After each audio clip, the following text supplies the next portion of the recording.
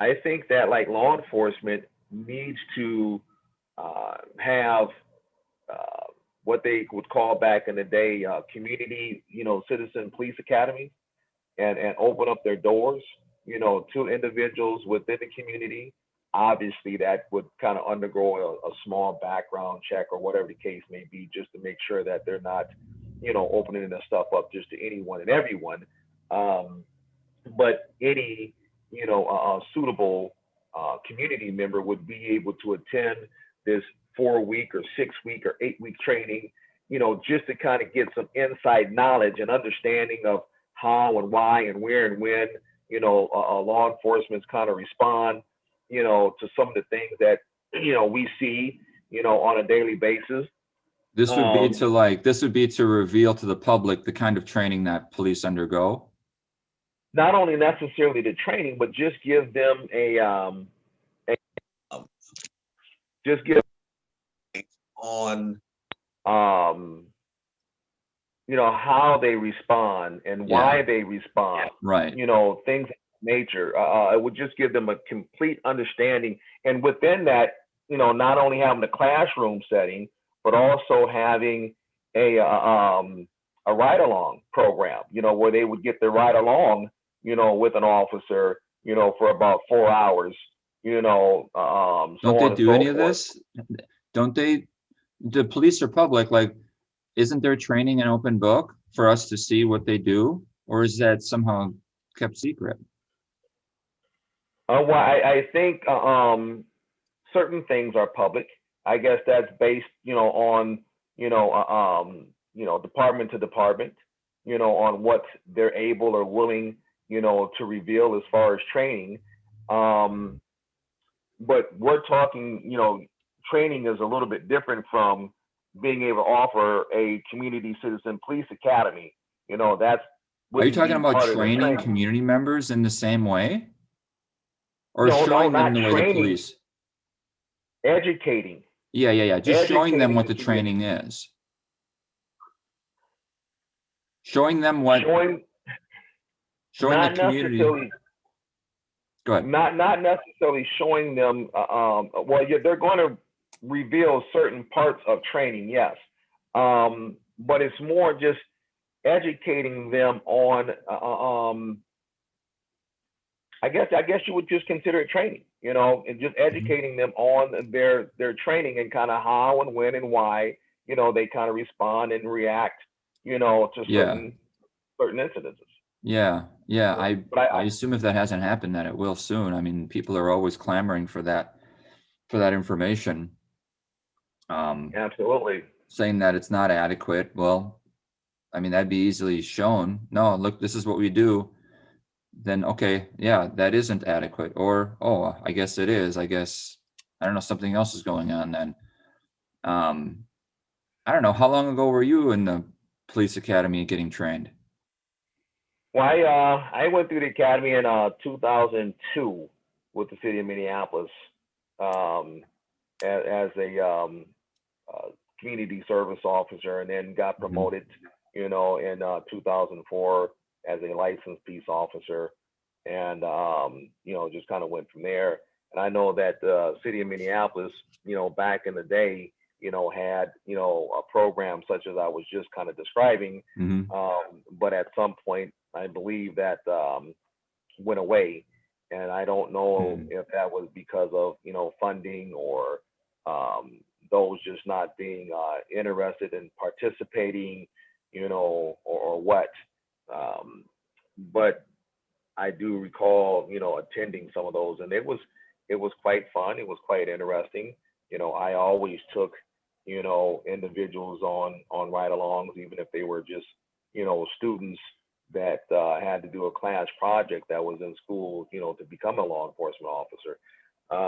But the my point is that if you want to be kind of transparent and things of that nature, these are the type of things that you need to do.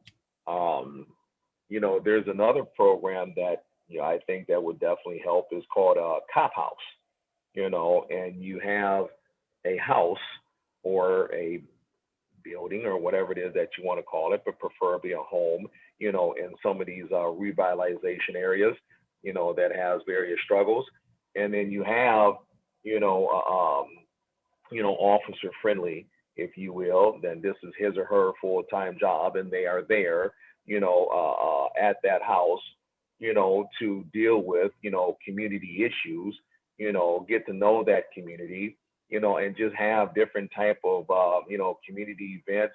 Maybe they have some type of, after school program, for young kids, and, just things to Hmm. kind of, build, that camaraderie, with community, and getting to know your neighbors, and who's in that community, and, so on and so forth. And that officer, would then be really following up, on a lot of, what would be considered more of, minor complaints as far as like maybe a theft of a bike, or, Hmm. you Hmm. know, You have a lot of these good ideas.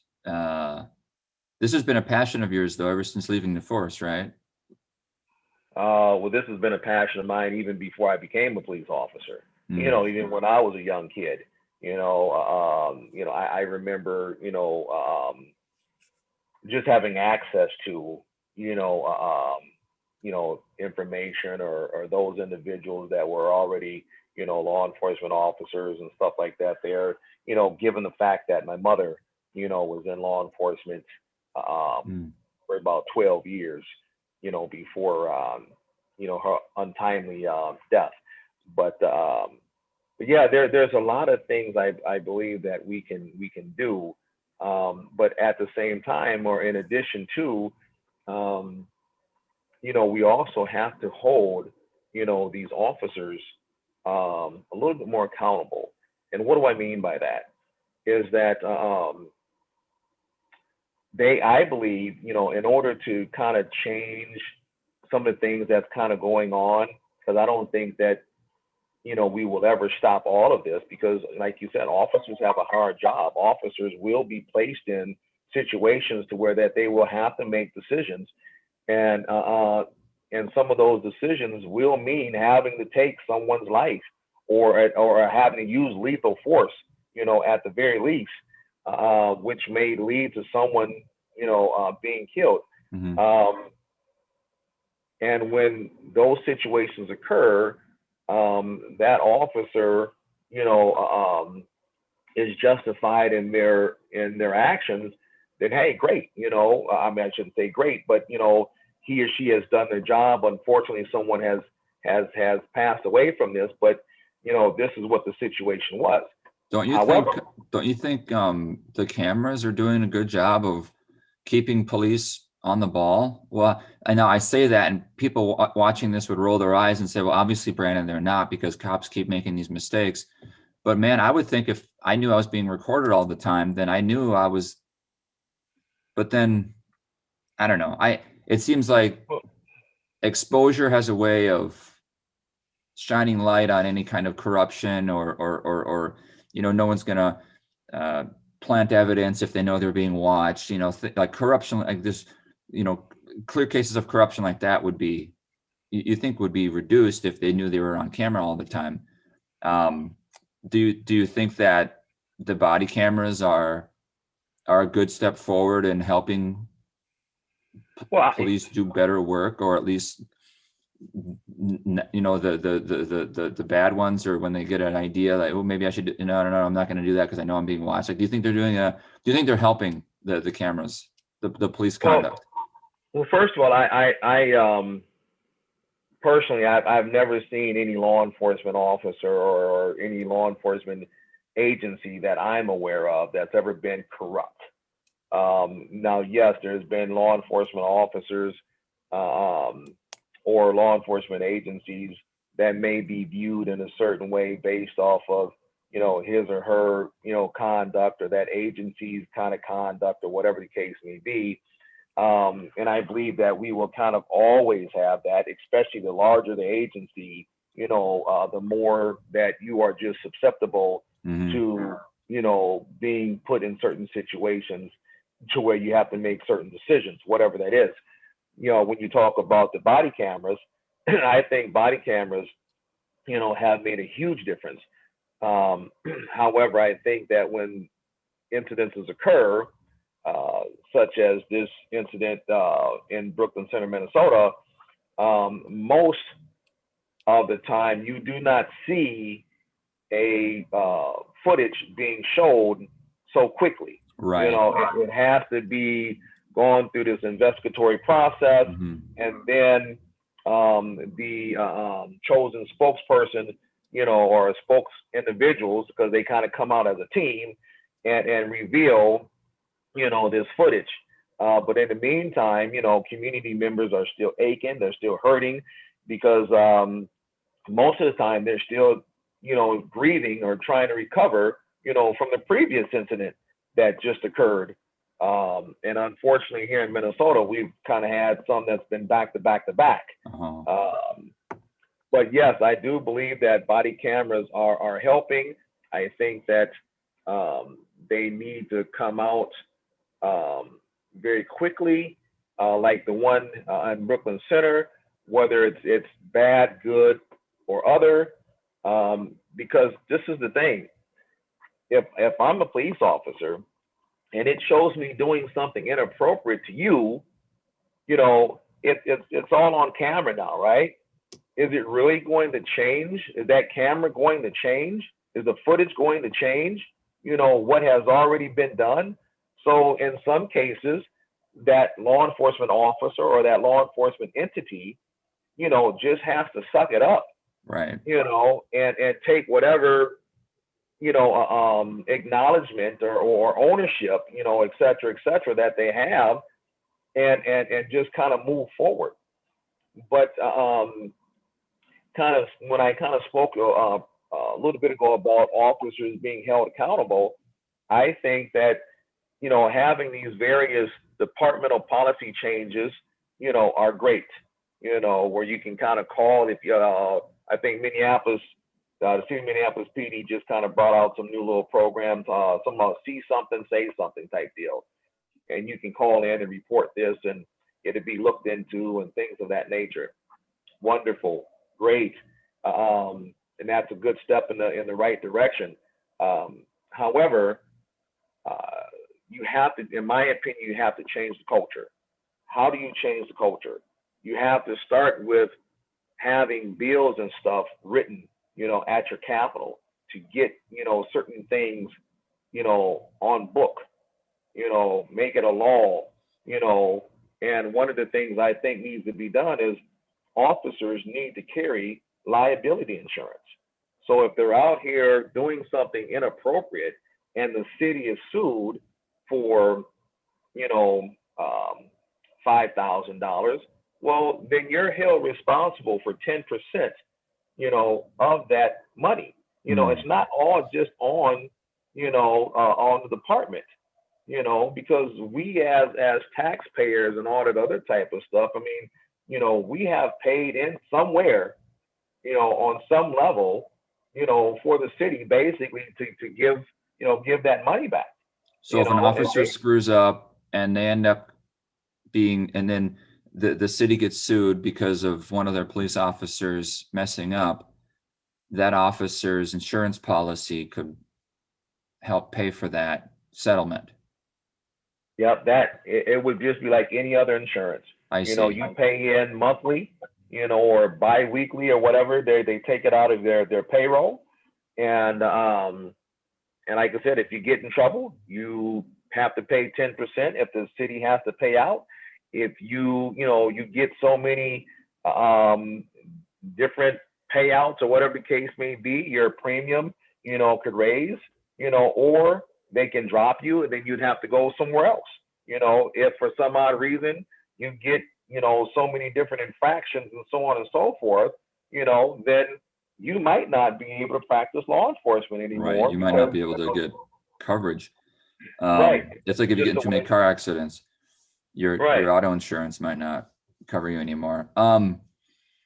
Well, so how would people get in touch with you? Because what I really appreciate about you, Antoine, is that you have a lot of ideas uh, for both. because you seem to be able to step back. You were you're a former officer. You left to start your nonprofit, which connects the community and the police, or community and law enforcement. You just want to see safety in general. Now you work in private security.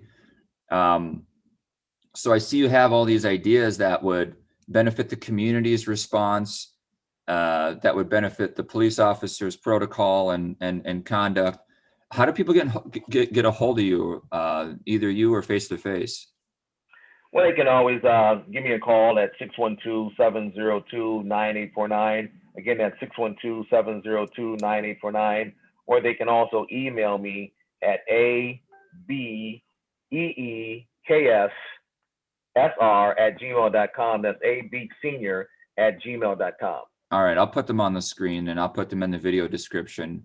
The bottom line is what you just said is law enforcement and community, business owners, homeowners, whatever the case may be, we have to be transparent. We have to come together. And here's the thing: is it's okay to agree to disagree, but you don't have to be disrespectful when you disagree. You don't have to get angry and rude, et cetera, when you disagree with someone's point of view, because not one single one of us is going to have all of the answers. And that's why it is so vital and so important, that we come together. And again, you depending on who you're talking to, I'm tired of talking. I'm tired of going to meeting after meeting, talking about the meeting that we already met about, and blah, blah, blah. I get it, but we got to start somewhere, and we got to build, a frame, and then put whatever we need, in that frame in order for us to be able to kind of, build some type of foundation in moving forward. And I think it can be done. I know it should be done. Do you know what first steps would look like? Like if tomorrow MPD or City Hall or someone reached out to you about helping calm the city, helping bring normalcy back to law enforcement, if ever it was even a thing, but improving it anyway. What would be your first actions? My first step is that I would need to get all of the individuals, in the room, such as your mayor, your city council people, your chief of police, and whomever else, that is in this, decision-making roles,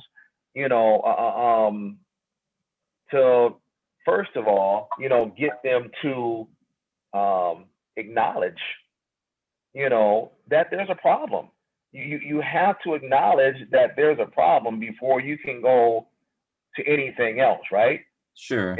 And once they have kind of acknowledged that there's a problem, then that's when, I would begin to share with them certain things that I believe that would be able to build communities and be able to allow what police should be doing anyway, 90% of the time, which is community oriented policing. And that is, again, having this community policing academy, having these cop houses, getting involved more with the police activities league, they used to do the shop with a cop. I mean, there's all different type of things that has been done, but somehow or for some reason has went to the wayside, or that has not yet been done, that should be done in order to build those relations. Once, we would kind of start setting some of these things in place, then we would start bringing in, community stakeholders, to say and get their opinion, and then once, we kind of got some of these community stakeholders, such as business owners and property owners and Hmm. some of these churches and things of that nature, peace activists. Um, then we would start bringing in, those from the community, primarily, a lot of these younger, individuals, because we're talking about moving forward in the future, and that's where these young people, are going to play a huge role. Um, and that would typically be, a really rough draft of kind of the three steps, you know, and then of course, then you're putting that in that plan into action and kind of carrying it through. But most important thing is that whatever financial piece that's involved, whatever building resources, whatever the case may be, those have to be there, in the budget, whatever that budget is, Right. wherever it's from. You cannot have this talking about that. Well, we got a budget for 3 years. Well, if that's indeed the case, you've already lost. If we don't have at least a good 10-year to 20-year plan, as far as budget and resources and so on and so forth, then what are we doing? Because 3 years is going to come and go so darn fast, and then we're always going to seem to be playing catch up. Um, is it your hope to work with law enforcement agencies in the way that you just described? And if not Minneapolis, then maybe a suburban one like Brooklyn Center or some other Twin Cities. Uh, might you work with police of a rural community? I don't know. I mean, is it your hope to work with uh, what am I trying to say? Police precincts or whatever Well, I'm glad that you asked that organizations? question because as of right now, I am part of the steering committee, if you will, for Joseph Banks, who was running for Hennepin County Sheriff. Okay. And things that I'm talking about um, is things that he wants to implement.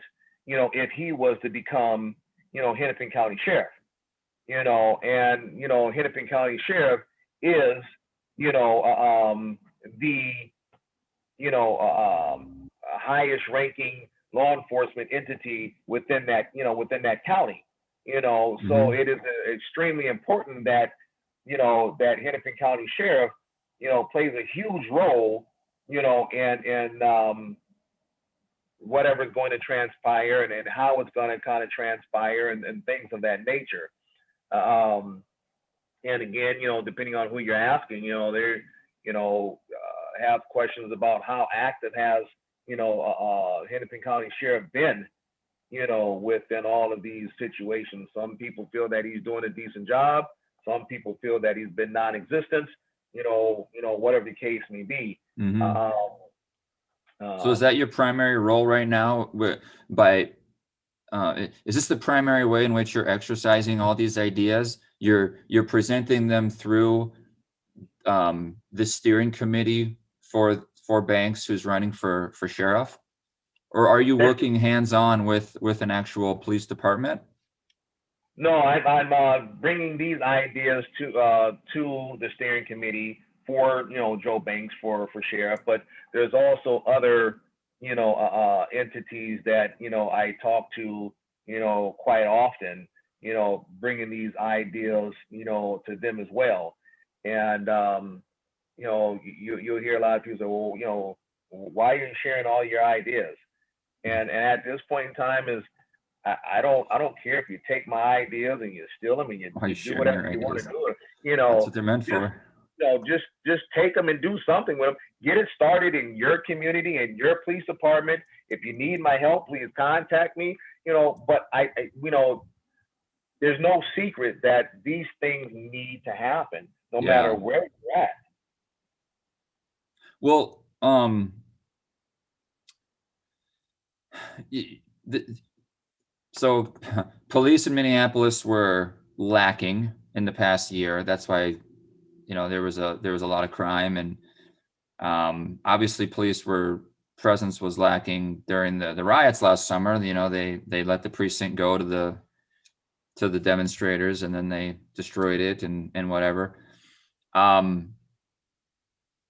So in general, I'm kind of wondering about the idea and the role of private security being increased, more and more private security being hired, being brought on, because public policing is just lacking, or is just not effective for a number of reasons nowadays. Cops are maybe afraid because city councils are not pro-police, you know, whatever the community is angry at the police, whatever. So I see a rise in private. Now you work in private security now, so one, is that something you're observing? Your people are demanding more of your private security services, and then two, do you see that as a role growing in the future because public policing is on the way down? Well, yes, almost like yes to both of those. Yes, people are definitely calling me, in regards to, various questions, in regards to the private sector of security, even within my, being a firearms instructor. That people are kind of calling me Right, you do asking that too. about that as well. And yes, when you kind of just specifically kind of talk about the city of Minneapolis and them kind of being down in the number of officers, and again, all of these, issues that are kind of facing, the inner city, whether it's Minneapolis or a close, surrounding suburbs such as a Brooklyn Center, things of that nature. Things can be, can become overwhelming, very quickly, right? So then, therefore, you talk about, well, the private sector of security, is that really going to help because of the lack of response time, or, the lack of in numbers, or, whatever the case may be.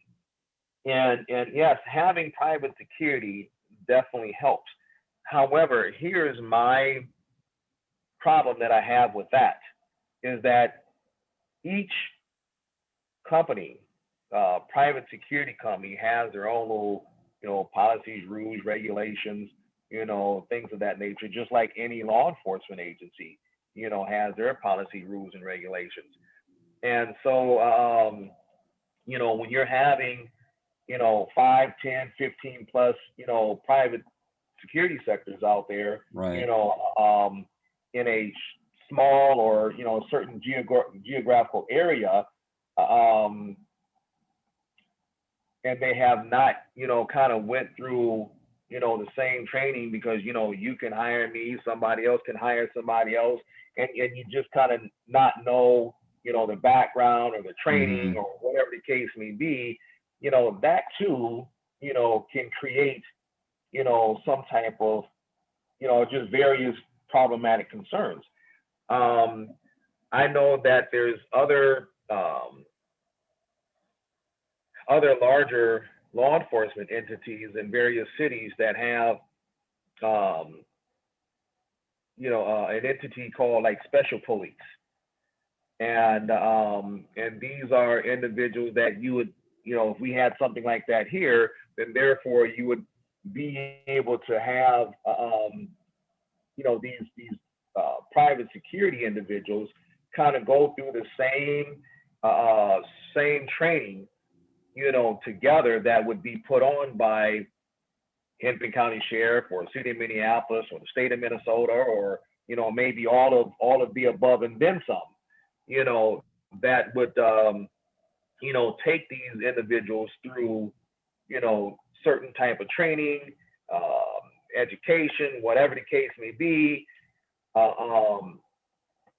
and then they would be able to kind of go out and provide a level of safety, a level of security, and then when these individuals, and this would be a good segue for when these individuals, kind of completed their schooling or whatever the case may be, then they would be able to segue, right into, a job, with a law enforcement entity, right here in Uh-huh. Minneapolis or Brooklyn Center or whatever the case may be. Um, Again, there's a lot of different things, that we can do to get, people from the community involved, because that's one of the things that's been out there now is, hire individuals from your community, hire individuals from your community. And that's great. I'm all on board for that. But, if you're having these incidences occur, again and again and again, who you're not just going to have a huge pool of individuals, jumping up and down, raising their hand, talking about I want to be in law enforcement, Right. based off of other factors as well. Well, You right. know, Right. Well, and that's why I was wondering about private security, because it seems like there just continues to be more and more shortcomings with policing as we've known it.